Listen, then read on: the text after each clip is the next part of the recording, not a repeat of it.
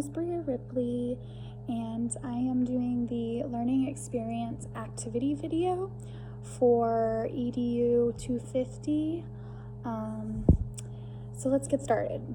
So the activity, I decided to plan something that I could do with older toddlers and preschoolers, and basically this activity is to help them identify and name the different colors. First, we would start with a simple primary color activity, and then once they got the hang of the primary colors, we would add in secondary colors and the other colors. So the first objective of this learning activity is that children will be able to recognize the different colors. The second learning activity objective would be that children will be able to label the colors. For the activity, I would provide a piece of paper, and the piece of paper would be labeled with different colors. So imagine a piece, like a regular piece of printer paper with, first we would do primary, so it would be red, blue, and yellow, I think are the three primary colors. So those colors would be the first colors, and then after they were more confident with those colors, we would add in the secondary colors: purple, pink, green, and all the secondary colors. So the piece of paper would have the color circle. I think maybe doing them in a circle form, the color in a circle form, would be easiest to do this. You could also provide it in squares or whatever, but putting the color on the paper, and then I would also get the extra large to medium sized pom-pom balls, and I would get the pom-pom balls that closely match to the color on the paper. So for the primary colors, you would want red pom-poms, yellow pom-poms, and blue pom-poms. And then as well, you're also going to need a glue stick, or for children with gross motor delays, maybe providing double-sided tape and putting the double-sided tape on the paper already, so that when they stick the pom-poms, they don't have to take the glue stick and glue the paper, they just stick the pom-poms right onto the tape. So that would make that accessible for children with gross motor problems. That, and for children who don't have gross motor issues, you could tell them to grab a glue stick and basically glue down the pom-poms that match their color.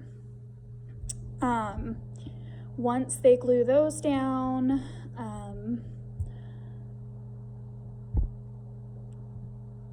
and they get more confident with primary colors, you could provide them the secondary color sheet with the same concept of pom-poms and colors.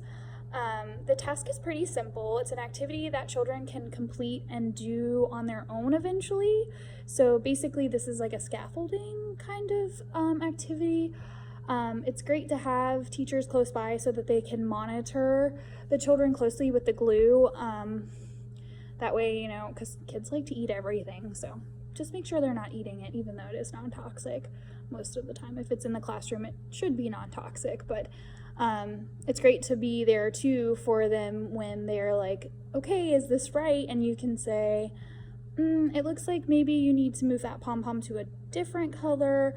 Instead of just giving it to them, I think it's better to kind of let them try to figure out what's wrong on their own. This kind of gives them that independence, and it gives them more awareness of their own colors.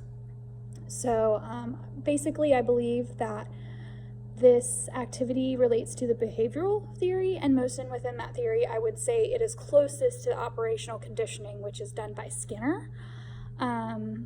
For this specific activity, I would say learners are going to require either positive feedback or negative feedback to show either what they did was right or what they did was wrong.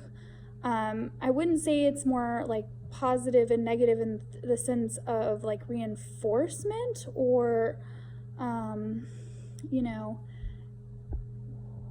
punishment, I guess, but rather they're positive feedback would be, oh, you did it right, great job, you can now move on to another activity. Or if they weren't able to complete it correctly, you would say, oh, I think you need to go back and look at your colors again and try it again, and we'll see if it's right the next time. And so, yeah, basically,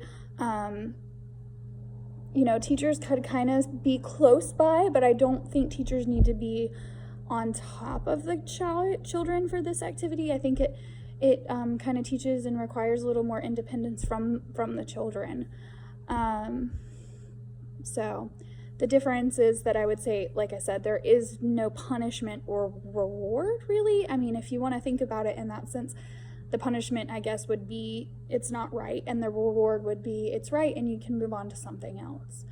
But I don't really see it as you're being punished because you didn't get it right.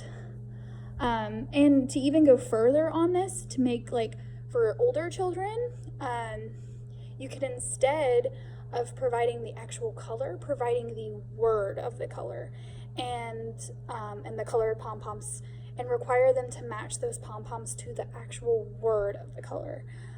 This would help them go even further in identifying and labeling their colors with words. So yeah, that is my learning activity, and I hope it is awesome. Bye.